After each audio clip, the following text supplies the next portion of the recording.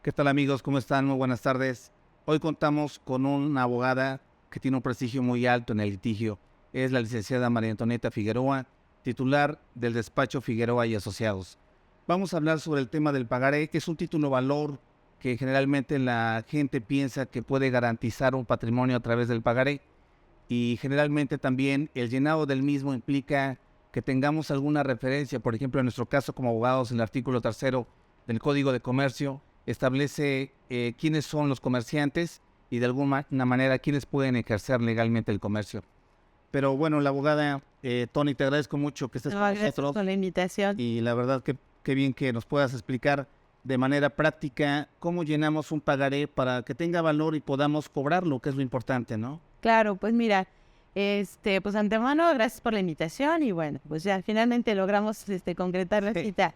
Bueno, para empezar el pagaré, como tú bien lo dices, es un título de crédito, es como muy comercial, todo el mundo quiere o supone que sabe llenar un pagaré. Lo principal que la gente debe tomar en cuenta es que el pagaré de preferencia debe ser llenado de puño y letra de la persona de quien lo suscribe. Esto es, la persona que lo va a firmar es quien tiene que llenarlo en todas sus partes, ¿no? Hay elementos o partes que pueden no ser llenadas de momento, pero las esenciales es la cantidad, el nombre de la persona, el interés, ¿no? Tanto la cantidad tiene que ser en letra como en número. Los demás requisitos, lo que es a favor de quién se va a pagar, puede llenarse con posterioridad y eso no afecta la validez del documento, ¿no? Ahora, también hay que checar los esqueletos de los pagares porque hay muchos formatos incompletos. Entonces, es bien importante que cuando nosotros tenemos clientes que son foráneos, el pagaré traiga inserto que en lugar de pago va a ser en Puebla. Obviamente, cuando lo llenas, tiene que decir que es en Puebla, porque si tenemos un deudor que tiene un domicilio foráneo, pues obviamente todo el litigio, al no traer inserto en lugar de pago, se tendrá que ventilar el juicio en el domicilio del deudor, lo cual encarece el costo para el cliente, ¿no? Sí, también. Entonces, de los esqueletos de los pagarés, pues hay que tener mucho cuidado que traiga inserto en lugar de pago. Sí, y la verdad creo que son elementos fundamentales para poder lograr el cobro, que es lo que quiere la gente, sin caer en la usura, que es otro tema, ¿no? Pero en ese tema podríamos comentar que no hay una solvencia por parte de una de las partes a la hora del pago y entonces tenemos que demandar. Cuando se demanda, legalmente se habla del emplazamiento. ¿Qué es el emplazamiento para que podamos entenderlo y qué consecuencias trae para que podamos... Ok, pues el emplazamiento es el prevenir al deudor la existencia de un juicio mercantil y que aparte que se somete a la jurisdicción del juez que lo está emplazando, ¿no? En el caso de lo que te comentaba, cuando son foráneos, bueno, pues ya sabemos, se gira un exhorto, que es una notificación a través de un juzgado donde está el domicilio del deudor, si es foráneo, y el deudor ya tendrá que comparecer a la ciudad de Puebla, en este caso, para continuar con su procedimiento. ¿Cuáles son los efectos del emplazamiento? Bueno, pues en principio hacerle saber que tiene una demanda en su contra. El monto de lo que le están demandando, ante qué juzgado tiene que comparecer, quién lo demanda y pues por supuesto le dan el término legal para que pueda contestar la demanda. Entonces pues va a tener el tiempo necesario y suficiente para buscar cómo defenderse.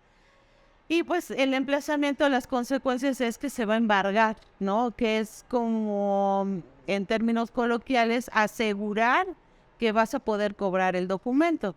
Pero a veces, pues, si la gente no tiene bienes inmuebles, pues lo que habitualmente se embarga son bienes muebles. ¿Qué son los bienes muebles?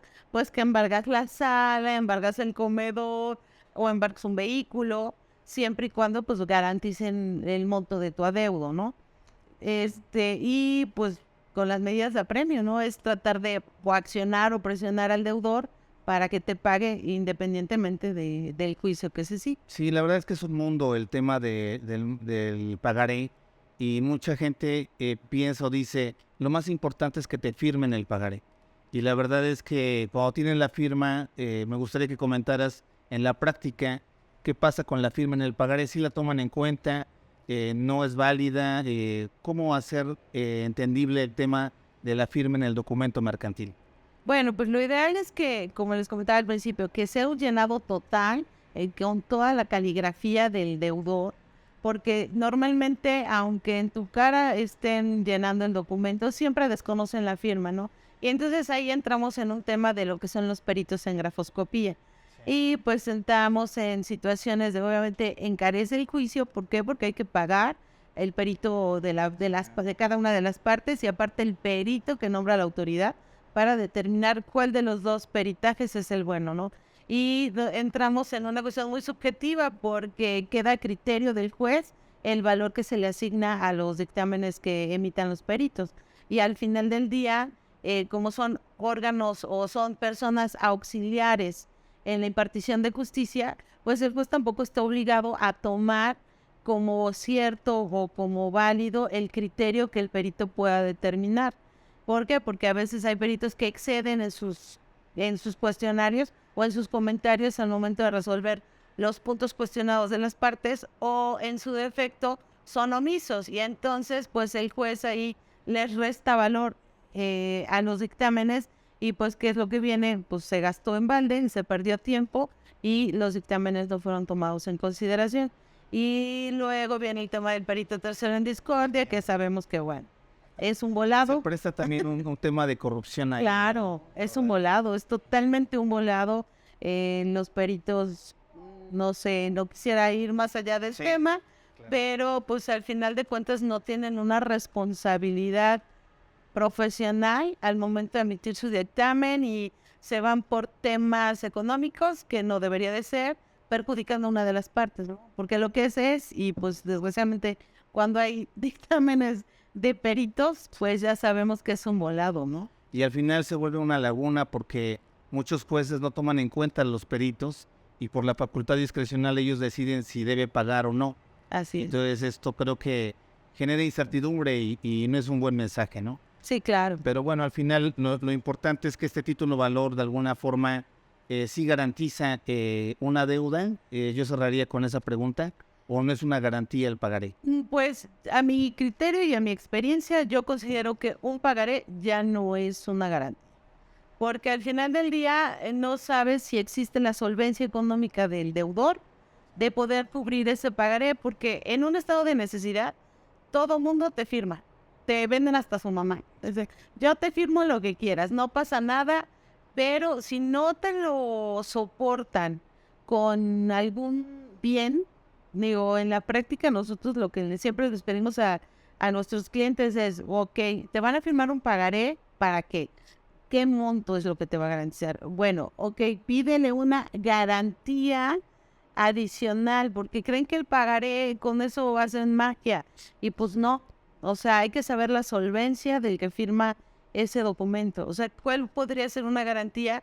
Pues lo comentamos hace rato, un bien inmueble, obviamente no lo vas a hipotecar, no vas a gravar, a lo mejor no vas a hacer ningún acto traslativo o restrictivo de dominio en relación a eso, pero sabes que hay cómo cobrarte. O un vehículo, ¿sabes qué? Pues déjame en la factura, ¿no? O sea, yo vengo en la factura, tú tienes el uso y disfrute del vehículo, pero cualquier tema, pues yo tengo la factura y sé que puedo ejercer o disponer porque tienes esa solvencia, ¿no? Así es, claro. No, son excelentes tips. Te agradezco mucho los comentarios, Tony, y la verdad también que tu despacho se encuentra en Grupo Jurídico, que estamos tratando de canalizar las materias como son mercantil, civil, y que las personas nos puedan, por medio de redes, preguntar y obviamente entender cómo es el tema de litigio y qué puede lograr cuando invierte en un tema de litigio, ¿no?